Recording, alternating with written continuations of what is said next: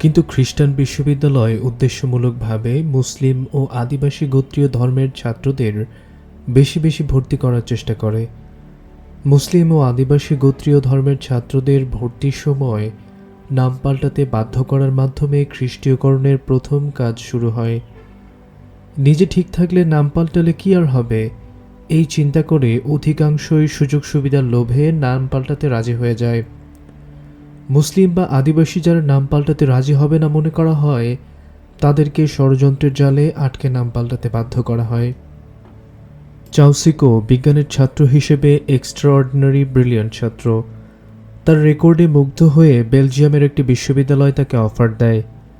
তার ভর্তির সব ফর্মালিটি কমপ্লিট হয়ে যায়, তার এয়ারলাইন্স টিকিটও হয়ে যায়। ঠিক তার ফ্লাই করার আগের রাতে তার ঘরে ডাকাতি হয়। তার শিক্ষা সংক্রান্ত সব কাগজপত্র, টিকিট ও টাকা ডাকাতরা নিয়ে যায়। তাদের বাড়ির গেটম্যান খুন হয় এবং চাউসিকো আহত হয়।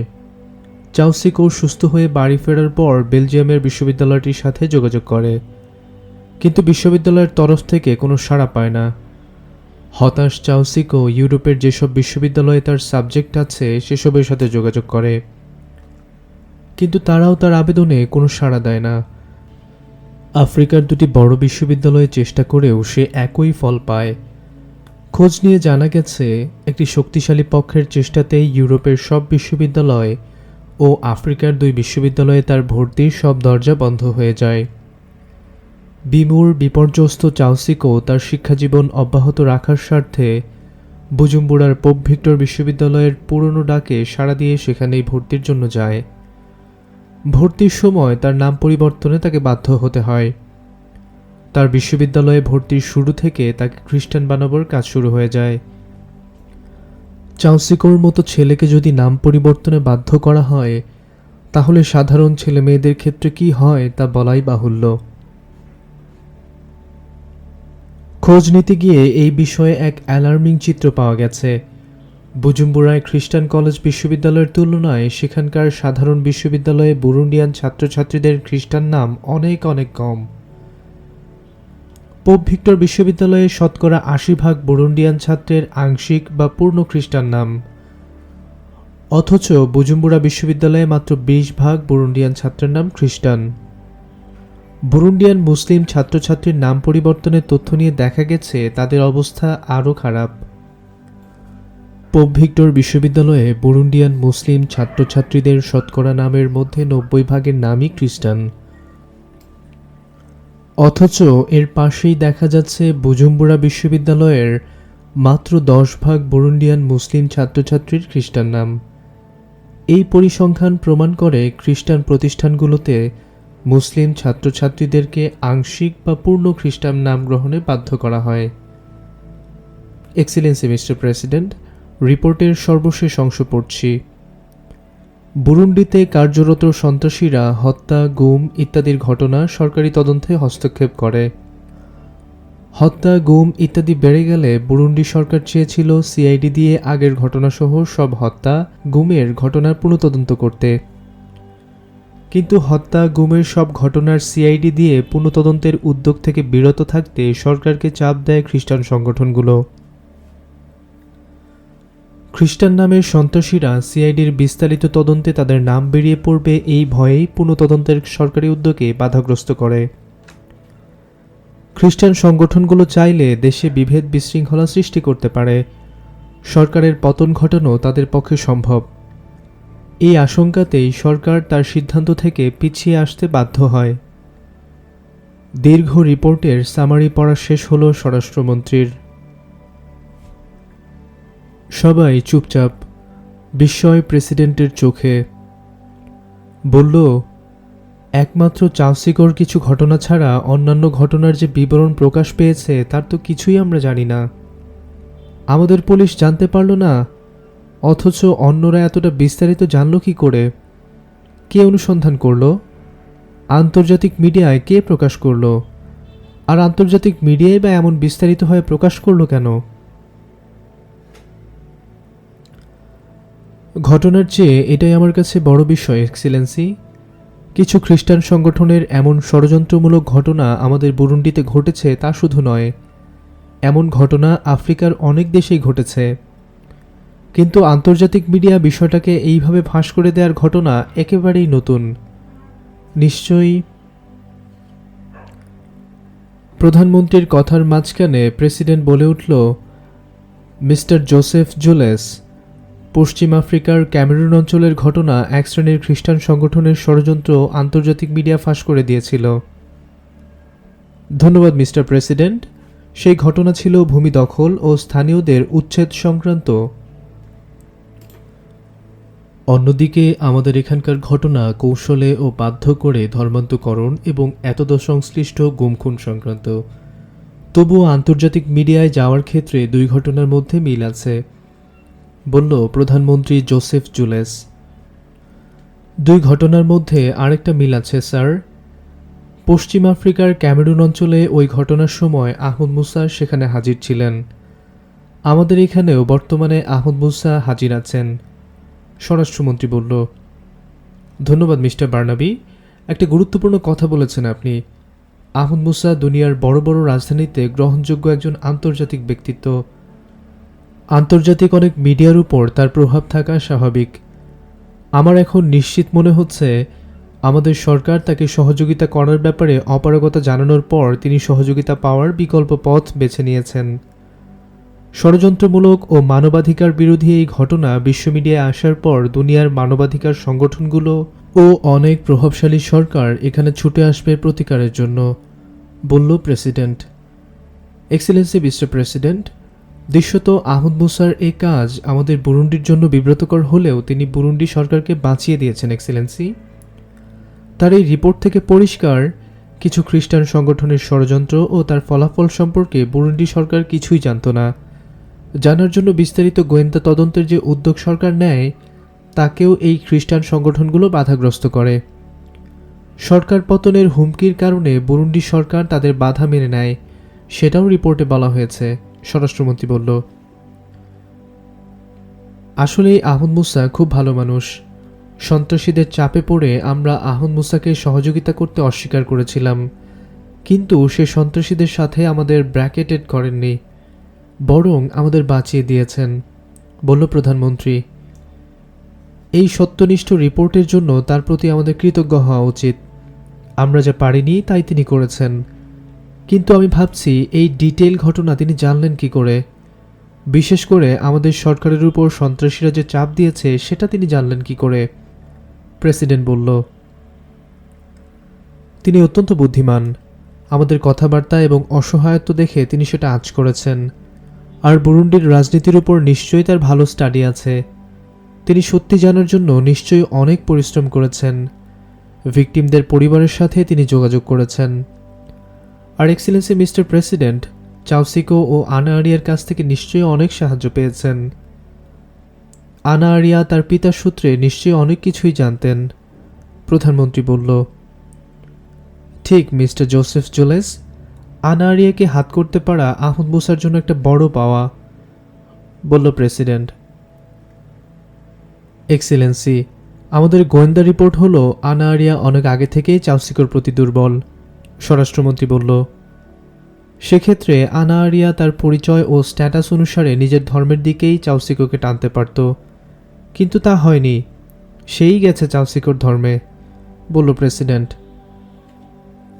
ইসলামের এই শক্তি আছে এক্সেলেন্সি, এর প্রমাণ অসংখ্য, প্রধানমন্ত্রী বলল। থাক এসব কথা প্রধানমন্ত্রী মিস্টার জোসেফ জুলেস। আমাদের সরকারের একটা প্রতিক্রিয়া এখনই দিতে হবে। সেটা কি হবে আসুন সেটা আলোচনা করি। আচ্ছা, যতগুলো আন্তর্জাতিক বক্তব্য ও প্রতিক্রিয়া এসেছে তার মূল কথাটা কি, বলল প্রেসিডেন্ট। সন্ত্রাস ও একটা সম্প্রদায় কর্তৃক তাদের অনুসারী বৃদ্ধির জন্য হিংসাত্মক ও মানবতা বিরোধী ষড়যন্ত্রের কঠোর নিন্দা ও তড়িৎ প্রতিকার দাবি করা হয়েছে। বুরুন্ডি সরকারের দুর্বলতা ও নিষ্ক্রিয়তায় দুঃখ প্রকাশ করা হয়েছে এবং দ্রুত সরকারের আইনানুগ পদক্ষেপ দাবি করেছে সবাই, বলল প্রধানমন্ত্রী। শীঘ্রই কি তাদের কারো বুরুন্ডিতে আসার সম্ভাবনা আছে, জিজ্ঞাসা প্রেসিডেন্টের। বেশ কয়েকটি সংগঠন শীঘ্রই বুরুন্ডিতে আসার জন্য আমাদের দূতাবাসে ভিসার আবেদন করেছে। তাদের মধ্যে রয়েছে OIC, human rights for all, জাতিসংঘ, human rights commission, organisation of African unity এবং ক্রিশ্চিয়ানস ফর অল, বলল প্রধানমন্ত্রী। এখন প্রথম করণীয়টা হলো দ্রুত বিশ্বের সকলের জন্য আমাদের একটা প্রতিক্রিয়া দেয়া। এরপর পুরো ঘটনা প্রবাহের উপর আমাদের একটা ওয়ার্কিং পেপার তৈরি করা, বলল প্রেসিডেন্ট। শুধু ওয়ার্কিং পেপার নয় এক্সিলেন্সি, আমাদের কিছু পদক্ষেপও গ্রহণ করতে হবে। আমার মতে আমার প্রাথমিক বক্তব্যে সন্ত্রাসী ও মানবাধিকার বিরোধী সকল ঘটনার পূর্ণাঙ্গ তদন্তের ঘোষণা থাকতে হবে। প্রধানমন্ত্রী জোসেফ জুলেস বলল, তদন্তের ঘোষণা দেওয়ার ব্যাপারে আমি একমত, কিন্তু কী ধরনের পদক্ষেপ গ্রহণ করতে হবে সে বিষয়টা আমাদের সামনে আসা দরকার, বলল প্রেসিডেন্ট। এক্সেলেন্সি, আমি মনে করি পদক্ষেপের বিষয়টা স্থির করার আগে আহমদ মুসার সাথে যে কোনো পর্যায়ে আমাদের বসা দরকার। রিপোর্টে যা প্রকাশ পেয়েছে আহমদ মুসা তার থেকে অনেক বেশি জানেন। তাছাড়া সন্ত্রাসীদের সে চেনে, সুতরাং আমরা প্রত্যেকের ব্যাপারে আহমদ মুসার গুরুত্বপূর্ণ সাহায্য পেতে পারি, স্বরাষ্ট্রমন্ত্রী বলল। স্বরাষ্ট্রমন্ত্রীর কথার সাথে আমি একমত এক্সিলেন্সি, বলল প্রধানমন্ত্রী। হ্যাঁ, এটা একটা ভালো প্রস্তাব, কিন্তু আহমদ মুসাকে পাওয়া যাবে কোথায়? তার নিজের কোনো টেলিফোন নাম্বার তো আমাদের কাছে নেই, প্রেসিডেন্ট বলল। একটা কন্ট্যাক্ট পয়েন্ট আমাদের কাছে আছে। দূতাবাস ক্লাবে আমরা মেসেজ দিলে তিনি পেয়ে যাবেন এবং নিশ্চয়ই তিনি তখন যোগাযোগ করবেন আমাদের সাথে, বলল স্বরাষ্ট্রমন্ত্রী। ধন্যবাদ, এই চেষ্টা তাহলে করুন। তাকে যত তাড়াতাড়ি পাওয়া যায় ততই ভালো। ইতিমধ্যেই আমাদের প্রতিক্রিয়ার প্রেসে দেওয়ার ব্যবস্থা আপনারা করুন, প্রেসিডেন্ট বলল। ইয়েস এক্সিলেন্সি, অল্পক্ষণের মধ্যেই স্টেটমেন্টটা আপনাকে দেখিয়ে আমরা প্রেসে দিয়ে দেব, বলল প্রধানমন্ত্রী। আচ্ছা মিস্টার জোসেফ জুলেস, মিস্টার বুতুম্বোরা সন্ত্রাসী কিংবা ভিক্টর বিশ্ববিদ্যালয় অথবা মিস্টার বাতিস্তা সান্ড্রির খ্রিস্টান সংগঠনের কোনো প্রতিক্রিয়া কি জানা গেছে? প্রেসিডেন্ট বলল। মিডিয়া কিংবা মৌখিক কারো কোনো প্রতিক্রিয়ার খবর আমরা পাইনি, তবে এক্সেলেন্সি একটা বড় খবর পাওয়া গেছে, বলতে ভুলে গেছি। পোপ ভিক্টর বিশ্ববিদ্যালয়ের ভিসি ফাদার স্টিফেন ফোবিয়ান অপরাধের সমস্ত দায় মাথায় নিয়ে সকালে পদত্যাগ করেছেন। তিনি বলেছেন বিশ্ববিদ্যালয়ের কোনো দোষ নেই, বিশ্ববিদ্যালয় সকল সাম্প্রদায়িক অপরাধ থেকে মুক্ত হোক, আমি সেটা চাই। সেই সাথে আমি চাই আমাদের ক্রিশ্চিয়ানিটি কর্তৃক কোনো কোনো ক্ষেত্রে সংগঠিত মানবাধিকার হরণের অপরাধ থেকে মুক্ত হোক, বলল স্বরাষ্ট্রমন্ত্রী। সঙ্গে সঙ্গে প্রেসিডেন্ট কোনো কথা বলল না, গম্ভীর হয়ে উঠেছে সে। প্রধানমন্ত্রী ও প্রেসিডেন্টের দিকে একবার তাকিয়ে চুপ করে রইল। প্রেসিডেন্টই নীরবতা ভাঙল, বলল গম্ভীর কণ্ঠে, ফাদার স্টিফেন ফোবিয়ানকে ধন্যবাদ। আমিও যদি চিৎকার করে তার কথাটা বলতে পারতাম তাহলে খুশি হতাম। শুধু তিনি, আমি এবং আমরা কয়েকজন চাইলেই কি ব্ল্যাক ক্রসের ষড়যন্ত্র বন্ধ করতে পারব?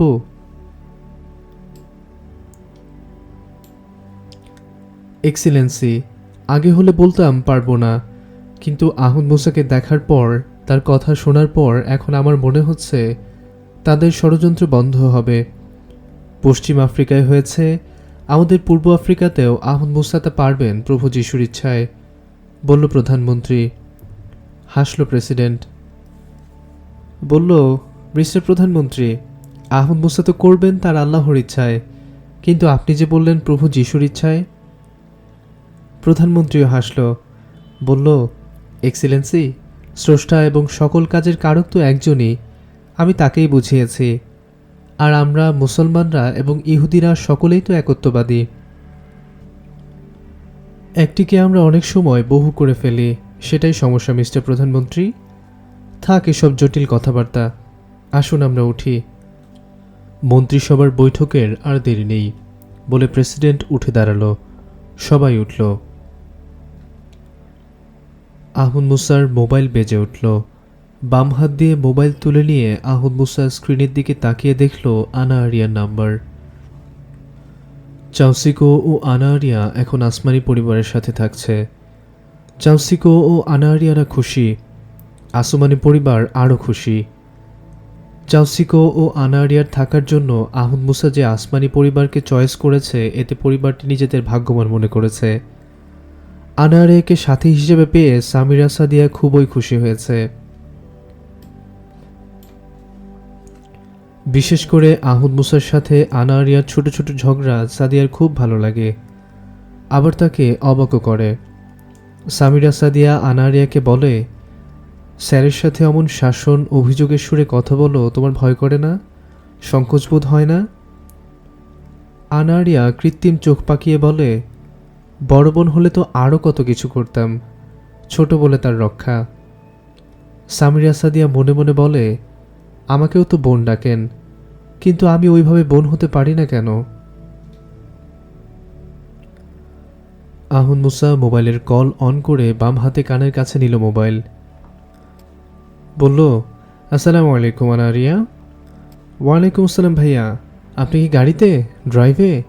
জিজ্ঞাসা আনারিয়ার।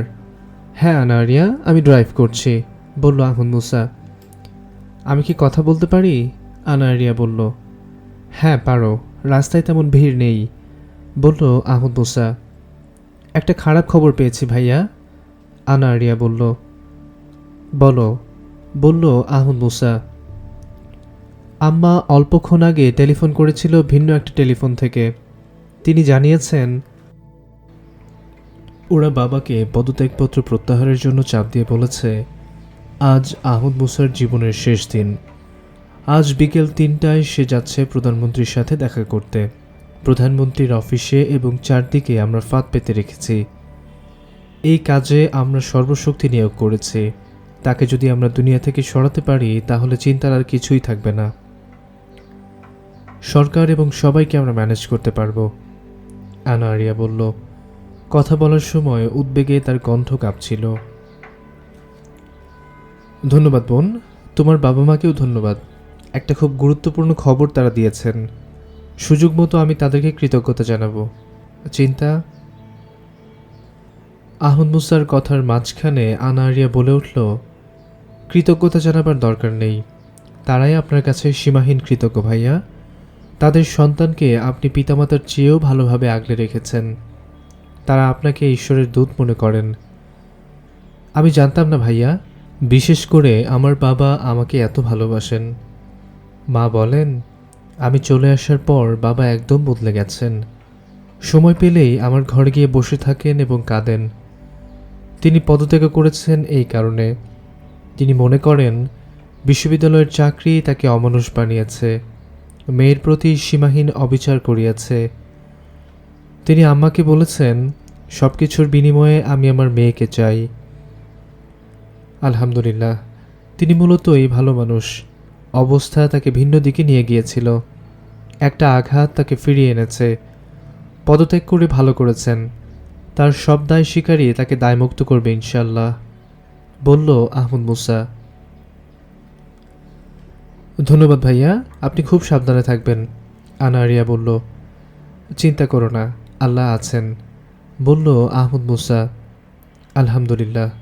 আরেকটা কথা ভাইয়া, আপনি আপাকে মানে সাদিয়া আপাকে ধন্যবাদ দিয়েছেন নিউজটার জন্য? আনারিয়া বলল, গোটা দুনিয়াই তো সাদিয়াকে ধন্যবাদ দিচ্ছে, আর নিউজটার পর সাদিয়ার সাথে আমার কোনো কথা হয়নি, বলল আহমদ মুসা। আপনিই তো কথা বলেননি, আনারিয়া বলল। দরকার হয়নি আনারিয়া, বলল আহমদ মুসা। এত বড় ঘটনাটা কি দরকারের মধ্যে পড়ে না? যে ঘটনা বুরুন্ডিকে আলোকিত করেছে, আফ্রিকাকে আলোকিত করেছে এবং গোটা দুনিয়াকে আলোড়িত করার মতো সেই ঘটনা সৃষ্টি করার কাজ কি দরকারের মধ্যে পড়ে না ভাইয়া? আনারিয়া বলল, তার কণ্ঠে অনেকটাই ঝগড়াটে সুর। তার কাজে আমি দারুণ খুশি আনারিয়া, কিন্তু সে কাজটি করেছে আল্লাহর জন্য, কোনো প্রশংসা লাভের জন্য নয়। তোমার আমার সবার মধ্যে এই মনোভাব থাকা দরকার, বলল আহমদ মুসা। আমি আপাকে এই কথাটা বলবো ভাইয়া, কিন্তু ধন্যবাদ শুধু প্রশংসার জন্য নয়, উৎসাহ দেওয়ার জন্যও হয়। নিউজটি প্রকাশ হওয়ার পর আপা অনেক কেঁদেছে, আনন্দের কান্না। এই সাথে এর সব কৃতিত্ব সে আপনাকেই দিয়েছে। বলেছে আপনার দেওয়া নিউজটি সে মাত্র কপি করেছে, আপনি কি তাকে উৎসাহ দিয়ে বলতে পারতেন না যে তোমার নিউজ রিমেকিংটি সুন্দর হয়েছে? আনা আরিয়া বলল। তার কণ্ঠটি ভারী হয়ে উঠেছিল। আহমদ মুসা হাসল, বলল, এখন আমার মনে হচ্ছে তুমি ঠিকই বলেছ আনা আরিয়া, কিন্তু জানো তো, বড় প্রয়োজনগুলোই আমাকে বেশি ব্যস্ত রাখে। এটাই কারণ হলে আলহামদুলিল্লাহ, কিন্তু আমার মনে হচ্ছে যে অনেকের সাথে দূরত্বকে অতি নিরাপদ করতে গিয়ে আপনি অনেকের মনে কষ্ট দেন ভাইয়া। অতি নিরাপদ বলে কোনো কথা নেই আনা আরিয়া, যা অতি নিরাপদ সেটাই নিরাপদ। আল্লাহ যে নিরাপত্তার সীমা বেঁধে দিয়েছেন আমি তা রক্ষা করার চেষ্টা করছি। কষ্ট লাগলেও এটাই সঠিক, বলল আহমদ মুসা। ধন্যবাদ ভাইয়া, আমাদের অনেক কিছু বোঝার বাকি আছে, থাক এসব কথা। ভাইয়া আপনি খুব সাবধানে থাকবেন, নতুন যে খবরটি আপনাকে দিলাম সেটা আমাদেরকে খুব উদ্বিগ্ন করেছে। চাউসিকো আপাসহ বাড়ির সবাই অস্থির হয়ে উঠেছে। আল্লাহ আপনাকে নিরাপদে রাখুন, বলল আনা রিয়া। আমিন, বলল আহমদ মুসা। সালাম বিনিময়ের মাধ্যমে কথা তাদের শেষ হয়ে গেল। আহমদ মুসার গাড়ি তখন পার্ক স্ট্রিট দিয়ে পশ্চিম দিকে এগোচ্ছে। এই রাস্তা হয়ে প্রধানমন্ত্রীর অফিসে আসার কথা নয় তার। লেক এভিনিউয়ের বাসা থেকে সেন্ট্রাল এভিনিউ হয়ে প্রধানমন্ত্রীর অফিসে আসার সোজা ও সবচেয়ে সংক্ষিপ্ত পথ। কিন্তু এ পথে না এসে সার্কুলার রোডের ঘোড়া পথে অফিস পাড়ার খুব পাশ দিয়ে পার্ক স্ট্রিটে প্রবেশ করেছে সে। সেন্ট্রাল এভিনিউ এবং পার্ক স্ট্রিট সমান্তরাল, এই দুই রাস্তার মাঝেই গোটা অফিস পাড়া এবং সরকারি ভবনগুলো। প্রেসিডেন্টের বাসা, প্রধানমন্ত্রীর বাসা, পার্লামেন্ট সবই এখানে।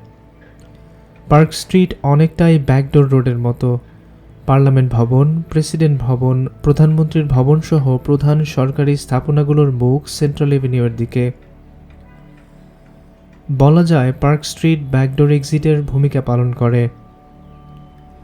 সাবধানতার দিক বিবেচনা করে প্রধানমন্ত্রীর অফিসে আসার জন্য আহমদ মুসা এই পথটাই বেছে নিয়েছিল। আনা আরিয়ার টেলিফোন পাওয়ার পর বুঝল আল্লাহ তাকে পথ বাছাইয়ে সাহায্য করেছেন। একটা বিষয় আহমদ মুসার খুবই অবাক লাগছে।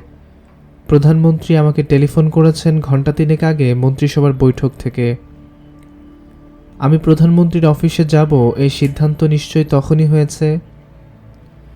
এই অল্প সময়ের মধ্যে প্রধানমন্ত্রীর অফিস থেকে বা মন্ত্রিসভার বৈঠক থেকে সব তথ্য লিক করা হলো কি করে? এটা প্রমাণ করে প্রধানমন্ত্রীর অফিসে এবং মন্ত্রিসভায় বড় ধরনের ফুটো আছে। যদি তা থাকে তাহলে সেটা আরও অনেক ধরনের বিপদ ঘটাতে পারে। প্রধানমন্ত্রীর অফিসে এবং মন্ত্রিসভায় সন্ত্রাসীদের বড় ধরনের অ্যাক্সেস আছে অবশ্যই। চলছিল আহমদ মুসার গাড়ি। প্রধানমন্ত্রীর অফিসের এই পাশের পার্ক স্ট্রিটের গেটটা তখন দেখা যাচ্ছে। পাশে রাখা M16 মেশিন রিভলভারের উপর একবার হাত রাখল আহমদ মুসা। আহমদ মুসার ধারণা সন্ত্রাসীরা পার্ক স্ট্রিটের গেটের দিকে জাল পাতলেও সে জাল খুব বড় নাও হতে পারে। সন্ত্রাসীদের প্রধান টার্গেট হবে সেন্ট্রাল এভিনিউ। তারা নিশ্চিত করে ধরে নেবার কথা আহমদ মুসা সেন্ট্রাল রোড হয়েই প্রধানমন্ত্রীর অফিসে যাবে। গেটটা এসে গেছে, গেট বন্ধ। গেটের বাইরে দুজন প্রহরী দাঁড়িয়ে, বেশ লম্বা চওড়া। আহমদ মুসার গাড়ি গেটের সামনে দাঁড়াতে যাচ্ছে। দুজন প্রহরী এগিয়ে আসছে।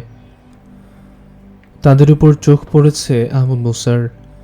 চোখ পড়তেই বড় একটা ধাক্কা লাগলো আহমদ মুসার মনে। তাদের গায়ের ইউনিফর্ম একেবারেই মিসফিট। দোহারা শরীরের ইউনিফর্ম একহারা শরীরে উঠলে যেমনটা দেখায় ঠিক সেই রকম। প্রহরী দুজন এগিয়ে এসে আহমদ মুসার দিকে একবার তাকিয়ে পেছন ফিরে গেট বক্সের দিকে তাকিয়ে চিৎকার করে উঠল, বিদেশি লোক, এশিয়ান হবে। আহমদ মুসার কিছু বোঝার বাকি রইল না। দ্রুত আহমদ মুসা পাশে রাখা M16 জ্যাকেটের নিচের পকেটে তুলে নিল। গেট বক্সের দিক থেকে ছুটে এলো চারজন প্রহরী। তাদের কারো হাতে উদ্যত রিভলভার, কারো হাতে আবার ব্যারেল উঁচু করে রাখা স্টেন গান। তারা ছুটে আসছে গাড়ির দিকে। গিয়ার চেঞ্জ করে হঠাৎ গাড়ি স্টার্ট দিল আহমদ মুসা। গাড়ি একটা লাফ দিয়ে সামনে এগুলো। ছুটে আসা প্রহরীরা গাড়ির সামনে এসে পড়েছিল। তারা দুপাশে লাফ দিয়ে সরার চেষ্টা করল। তারা সবাই দুপাশে আছড়ে পড়েছে, কিন্তু দূরে সরতে পারেনি। অনেকের হাত পা দেহাংশ গাড়ির তলায় পিষ্ট হবার মতো ছিল। কিন্তু আহমদ মুসার গাড়ি স্টার্ট নেয়ার কয়েক সেকেন্ডের মধ্যেই ডেড স্টপ হয়ে যায় এবং তার সাথে সাথেই আহমদ মুসা গাড়ি থেকে বেরিয়ে আসে। গাড়ি দাঁড়িয়ে পড়লে আকস্মিকতার ধাক্কা কাটিয়ে কেউ কেউ উঠে দাঁড়াবার চেষ্টা করছিল এবং কেউ কেউ উঠে বসেছিল। আহমদ মুসা তাদের দিকে M16 তাক করে বলল, তোমরা যে যেমন আছো তেমনই থাকো, নড়বে না, অন্যথায়। আহমদ মুসা কথা শেষ করতে পারল না। প্রহরীরা অদ্ভুত ক্ষিপ্রতার সাথে তাদের রিভলভার স্টেনগান কুড়িয়ে নিয়ে আহমদ মুসাকে তাক করছিল। আহমদ মুসার তর্জনী M16 ট্রিগারেই বসেছিল। আঙুলটা ট্রিগারে রেখে চেপে ধরল মাত্র, বেরিয়ে গেল গুলির ঝাঁক। আহমদ মুসার গাড়ির পেছনে আরও দুটি গাড়ি এসে দাঁড়িয়েছিল। একটি প্রধানমন্ত্রীর অফিসের সিকিউরিটি চিফ নিও আসকানোর জিপ, অন্যটি জাতীয় পরিষদের নিরাপত্তা কমিটির চেয়ারম্যান মার্টিন ভিনসেন্টের। নিও আসকানো ও মার্টিন ভিনসেন্ট দুজনেই ছুটে এসে আহমদ মুসার পাশে দাঁড়ালো। আহমদ মুসাকে একটা স্যালুট দিয়ে প্রধানমন্ত্রীর অফিসের সিকিউরিটি চিফ বলল, স্যার, কি ব্যাপার? আমি কিছুই বুঝতে পারছি না। প্রহরীরা আপনাকে গুলি করতে যাচ্ছিল কেন? আপনিই বা তাদের উপর গুলি করলেন কেন? তার কণ্ঠে বিস্ময় ও উত্তেজনা। ভালো করে দেখুন, ওরা আপনাদের প্রহরী নয়, বলল আহমদ মুসা শান্ত কণ্ঠে। স্যার, কি বলছেন আপনি? আমাদের প্রহরী হবে না কেন? নিও আসকানো বলল, তার কণ্ঠে রাজ্যের বিস্ময়। কথাটা বলেই এগুলো সে গাড়ির সামনে দুপাশে পড়ে থাকা প্রহরীদের লাশের দিকে।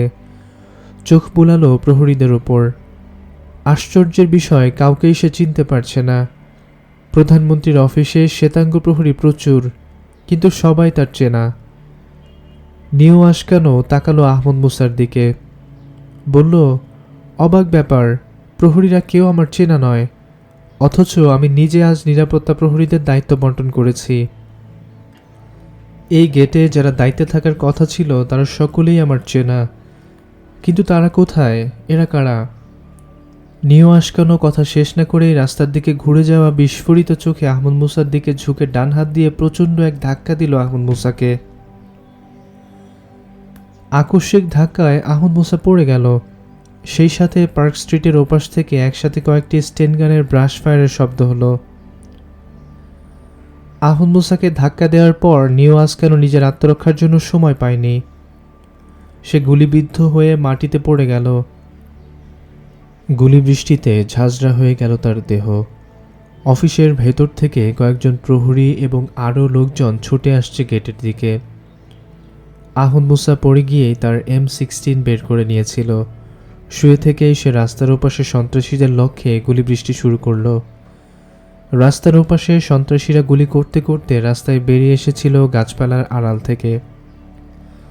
তারা আহমদ মুসার M16 সহজ শিকারে পরিণত হয়ে গেল।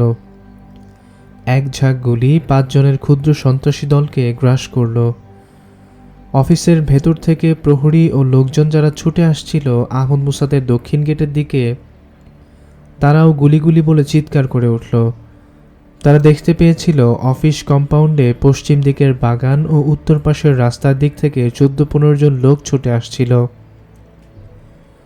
তাদের হাতে উদ্যত স্টেনগান, কারো ট্রিগারে আঙুল, কারো কারো স্টেনগান থেকে গুলি শুরু হয়ে গিয়েছিল।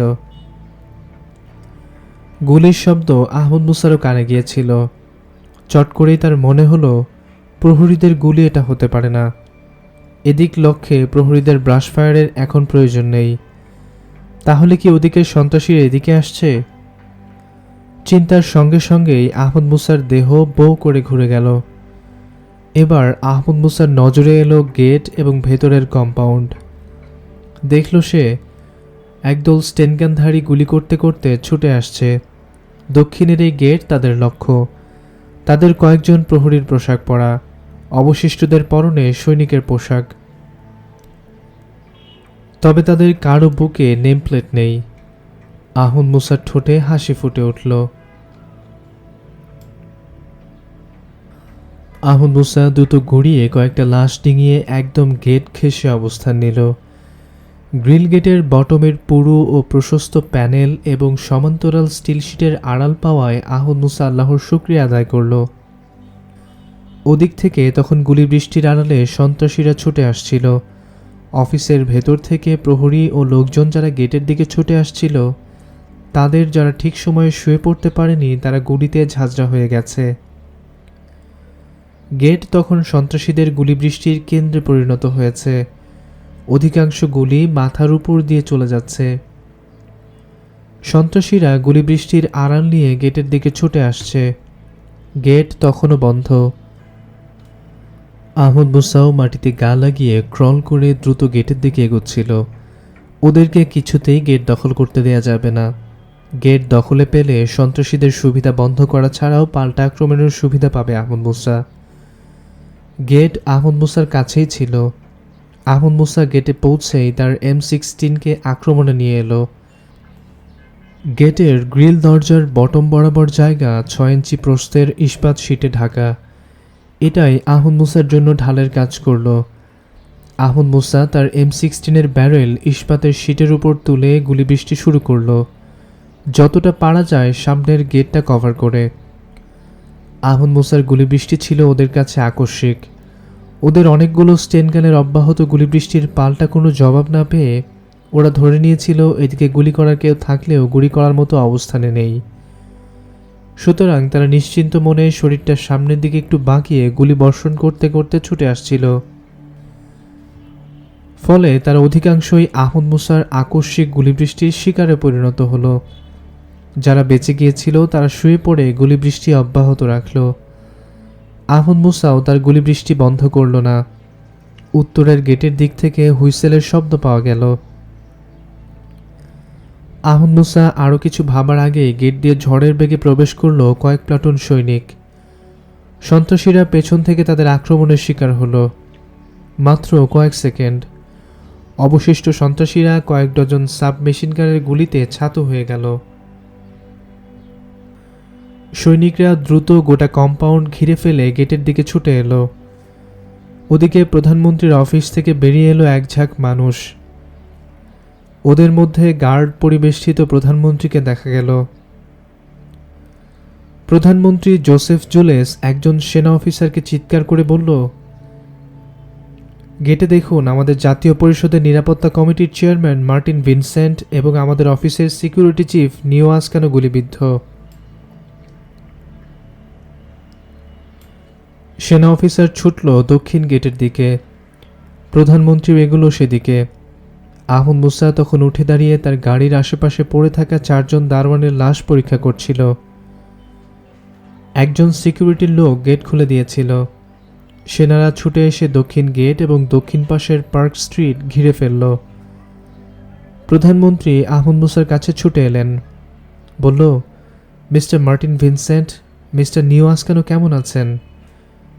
মিস্টার আবু আবদুল্লাহ, আপনি কেমন আছেন? দুঃখিত মিস্টার প্রধানমন্ত্রী, মিস্টার মার্টিন ভিনসেন্ট আর নেই। বেশ কয়েকটি গুলি তাকে বিদ্ধ করেছে, সঙ্গে সঙ্গেই তিনি মারা গেছেন। আপনার অফিসের সিকিউরিটি চিফ গুলির মুখ থেকে আমাকে ধাক্কা দিয়ে সরাতে গিয়ে নিজে সাবধান হওয়ার সময় পায়নি। গুলিবিদ্ধ হয়েছেন তিনিও। তাকে এখনই হাসপাতালে নেওয়া দরকার। নিও আসকানো ক্ষীণ কণ্ঠে প্রধানমন্ত্রীকে লক্ষ্য করে বলল, sir, mister Abu Abdullah sir, ছদ্মবেশী গেট সিকিউরিটির লোকদের যথাসময়ে চিনতে না পারলে আমরা কেউ বাঁচতাম না। গেট সিকিউরিটির সবাই মিস্টার আবু আবদুল্লাহ স্যারের হাতে মারা যায়, কিন্তু রাস্তার ওপাশ থেকে আসা ঝাঁকে ঝাঁকে গুলি এসে আমাদের ঘিরে ধরে। আমি মিস্টার আবু আবদুল্লাহ স্যারকে ধাক্কা দিয়ে ফেলে দিতে না পারলে তিনি মার্টিন ভিনসেন্টের মতো গুলিতে ঝাঁঝরা হয়ে যেতেন। থ্যাঙ্কস মিস্টার নিও আসকানো, আপনি একটা বড় কাজ করেছেন। আপনার জন্য আমরা গর্বিত, বলল প্রধানমন্ত্রী নিও আসকানোর মাথার কাছে বসে। অ্যাম্বুলেন্স এসে দাঁড়ালো। দ্রুত অ্যাম্বুলেন্সে তোলা হলো নিও আসকানোকে। আমরা নিও আসকানো এবং মার্টিন ভিনসেন্টকে সামরিক হাসপাতালে নিচ্ছি। মার্টিন ভিনসেন্ট সম্পর্কে আমাদের একটা শেষ আশা আছে। বলল একজন সেনা অফিসার। God save them. যাও মিস্টার অফিসার, কুইক, বলল প্রধানমন্ত্রী। একজন সেনা অফিসার ও একজন পুলিশ অফিসারের গাড়ি অ্যাম্বুলেন্সের সাথে ছুটল। মিস্টার প্রধানমন্ত্রী, সন্ত্রাসীদের বডি দ্রুত চেক করার পর তাদের কেউ আহত থাকলে তাদেরকেও হাসপাতালে নেওয়া দরকার, বলল আহমদ মুসা প্রধানমন্ত্রীকে লক্ষ্য করে। প্রধানমন্ত্রী তাকালো আহমদ মুসার দিকে, বলল, ধন্যবাদ আহমদ মুসা। ভিন্ন ভিন্ন পরিচয় ও অবস্থান সত্ত্বেও আমরা তো সবাই মানুষ। মানুষকে তার মানবিক অধিকার দেয়া প্রয়োজন। বলেই প্রধানমন্ত্রী সামনের পুলিশ অফিসারকে লক্ষ্য করে বলে উঠল, আপনারা দ্রুত সন্ত্রাসীদের দেহ প্রাথমিকভাবে চেক করার কাজটা সারুন এবং আহতদের দ্রুত হাসপাতালে নেওয়ার ব্যবস্থা করুন। হাসপাতালে উপযুক্ত প্রহরার ব্যবস্থা থাকতে হবে। নির্দেশটা দিয়েই আহমদ মুসার দিকে ফিরে প্রধানমন্ত্রী বলল, সন্ত্রাসীদের এই 4টা লাশ তো আপনি চেক করেছেন। কি দেখলেন মিস্টার আবু আবদুল্লাহ? সে আগের ওরাই নিশ্চয়ই। হ্যাঁ মিস্টার প্রধানমন্ত্রী, এরা সবাই কলিন ক্রিস্টোফারের ব্ল্যাক ক্রসের লোক। আমার নিশ্চিত বিশ্বাস অবশিষ্টরাও এরাই হবে, আহমদ মুসা বলল। আমি বুঝতে পারছি না আবু আবদুল্লাহ, আপনি এখানে এই সময় আসছেন সেটা ওরা জানতে পারলো কি করে? আর যুদ্ধের আয়োজনের মতো এত বড় প্রস্তুতি গ্রহণ করলো কখন? বলল প্রধানমন্ত্রী, তার চোখে মুখে বিস্ময়। মাফ করবেন মিস্টার প্রধানমন্ত্রী, আপনার মন্ত্রিসভার সব সদস্যের প্রতি কি আপনি সমান আস্থা পোষণ করেন? আহমদ মুসা বলল। গম্ভীর হলো প্রধানমন্ত্রী, বলল, আপনার প্রশ্নের উত্তরে হ্যাঁ বলতে পারলে খুশি হতাম মিস্টার আবু আবদুল্লাহ, কিন্তু আমি পারছি না। মন্ত্রিসভায় 4 জন মন্ত্রী আছেন যারা খ্রিস্টান সংগঠনগুলোর প্রতিনিধিত্ব করে। কিন্তু মিস্টার আবু আবদুল্লাহ, এদের এবং এদের বাড়ির সব মোবাইল টেলিফোন আমরা ট্র্যাকিংয়ে রেখেছি। মন্ত্রিসভার বৈঠক থেকে এখন পর্যন্ত কয়েক ঘন্টায় তাদের মোবাইল ও টেলিফোন থেকে সন্দেহমূলক কোনো কল হয়নি। ধন্যবাদ মিস্টার প্রধানমন্ত্রী। আরেকটা বিষয়, আপনার মন্ত্রিসভার বৈঠকের প্রসিডিং রেকর্ড করার একটা অফিসিয়াল ব্যবস্থা তো অবশ্যই আছে। এর বাইরে মন্ত্রিসভার বৈঠক বা আশপাশ থেকে আর কোনো রেকর্ডিং হয়েছে কিনা সেটা নিশ্চিত হওয়া প্রয়োজন মিস্টার প্রধানমন্ত্রী, আহমদ মুসা বলল। প্রধানমন্ত্রী জোসেফ জুলসের চোখ মুখ বিস্ময় ফুটে উঠল। বলল প্রধানমন্ত্রী বিস্ময়জড়িত কণ্ঠে, ঘটনা এত দূর যেতে পারে মিস্টার আবু আবদুল্লাহ? কথা শেষ করে মুহূর্তকাল দম নিয়ে প্রধানমন্ত্রী বলল, রেকর্ড ট্র্যাকিংয়ের ব্যবস্থা আছে মিস্টার আবদুল্লাহ, খোঁজ না নিয়ে আমি বলতে পারছি না কি ঘটেছে। অসুবিধা নেই মিস্টার প্রধানমন্ত্রী, কিভাবে লিক হয়েছে এটা জানা ছাড়া এর কোনো কার্যকারিতা এখন নেই, আহমদ মুসা বলল। প্রধানমন্ত্রী কিছু বলতে যাচ্ছিল, তখন তার হাতের ক্ষুদ্রাকার ওয়্যারলেসটি বেজে উঠল। ওয়্যারলেসের দিকে একবার তাকিয়ে প্রধানমন্ত্রী বলল, এক্সিলেন্সি মিস্টার প্রেসিডেন্ট। প্রধানমন্ত্রী মিনি ওয়্যারলেসটি তুলে নিল কানের পাশে।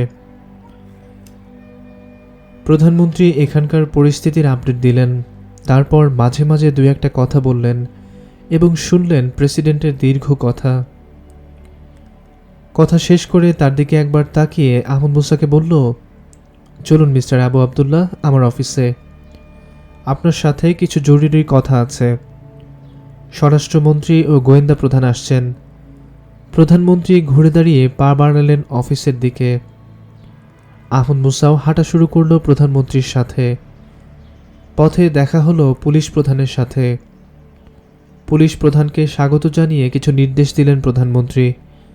স্বরাষ্ট্রমন্ত্রীর মুখের সামনে ওয়্যারলেস, তার চোখে মুখে উত্তেজনা।